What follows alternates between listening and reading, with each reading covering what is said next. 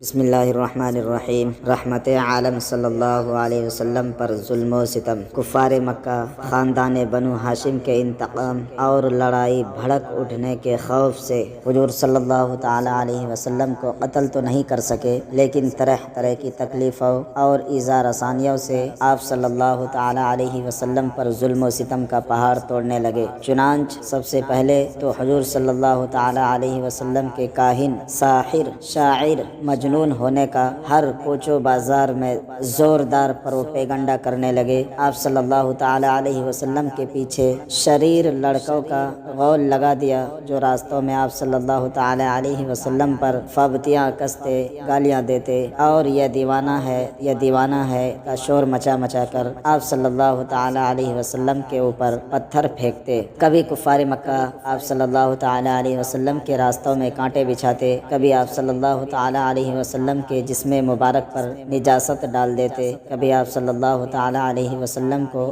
دھکا دیتے، کبھی آپ صلی اللہ تعالی علیہ وسلم کی مقدس اور نازک گردن میں چادر کا پھندا ڈال کر گلا گھونٹنے کی کوشش کرتے۔ روایت ہے کہ ایک مرتبہ آپ صلی اللہ تعالی علیہ وسلم حرم کعبہ میں نماز پڑھ رہے تھے کہ ایک دم سنگ دل کافر عقبہ بن ابی معیط نے آپ صلی اللہ تعالی علیہ وسلم کے گلے میں چادر کا پھندا ڈال کر اس زور سے کھینچا کہ آپ صلی اللہ تعالی علیہ وسلم کا دم گھٹنے لگا۔ چنانچہ یہ منظر دیکھ کر حضرت ابوبکر صدیق رضی اللہ تعالی عنہ بے قرار ہو کر دوڑ پڑے اور عقبہ بن ابی معیط کو دھکا دے کر دفاع کیا اور یہ کہا کہ کیا تم لوگ ایسے آدمی کو قتل کرتے ہو جو یہ کہتا ہے کہ میرا رب اللہ ہے؟ اس دھکم دھکا میں حضرت ابوبکر صدیق رضی اللہ تعالی عنہ نے کفار کو مارا بھی اور کفار کی مار بھی کھائی۔ کفار آپ صلی اللہ تعالی علیہ وسلم کے معجزات اور روحانی تاثرات و تصرفات کو دیکھ کر آپ صلی اللہ تعالی علیہ وسلم کو سب سے بڑا جادوگر کہتے۔ جب حضور صلی اللہ تعالی علیہ وسلم قرآن شریف کی تلاوت فرماتے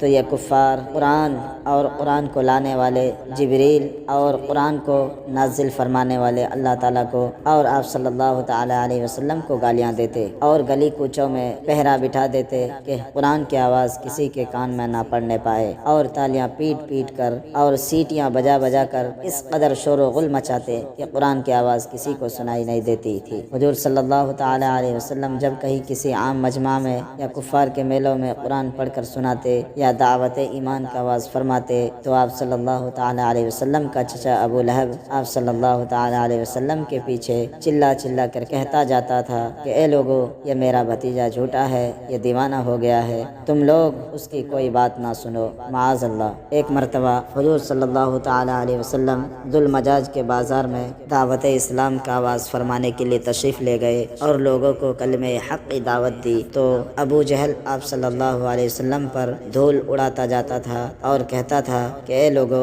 اس کے فریب میں مت آنا، یہ چاہتا ہے کہ تم لوگ لات و عزیٰ کی عبادت چھوڑ دو۔ اسی طرح ایک مرتبہ جبکہ حضور صلی اللہ تعالی علیہ وسلم حرم کعبہ میں نماز پڑھ رہے تھے، عین حالت نماز میں ابو جہل نے کہا کہ کوئی ہے جو آل فلاں کے ذبح کیے ہوئے اونٹ کی اوجڑی لا کر سجدے کی حالت میں ان کے کندھوں پر رکھ دے۔ یہ سن کر عقبہ بن ابی معیط کافر اٹھا اور اس اوجڑی کو لا کر حضور صلی اللہ تعالی علیہ وسلم کے دوش مبارک پر رکھ دیا۔ حضور صلی اللہ تعالی علیہ وسلم سجدے میں تھے، دیر تک اوجڑی کندھے اور گردن پر پڑی رہی اور کفار ٹھٹھا مار مار کر ہنستے رہے اور مارے ہنسی کے ایک دوسرے پر گر گر پڑتے رہے۔ آخر حضرت بی بی فاطمہ رضی اللہ تعالی عنہ جو ان دنوں ابھی کم سن لڑکی تھی، آئی اور ان کافروں کو برا بھلا کہتے ہوئے اس اوجڑی کو آپ صلی اللہ تعالی علیہ وسلم کے دوش مبارک سے ہٹا دیا۔ حضور صلی اللہ علیہ وسلم کے قلب مبارک پر قریش کی اس شرارت سے انتہائی صدمہ گزرا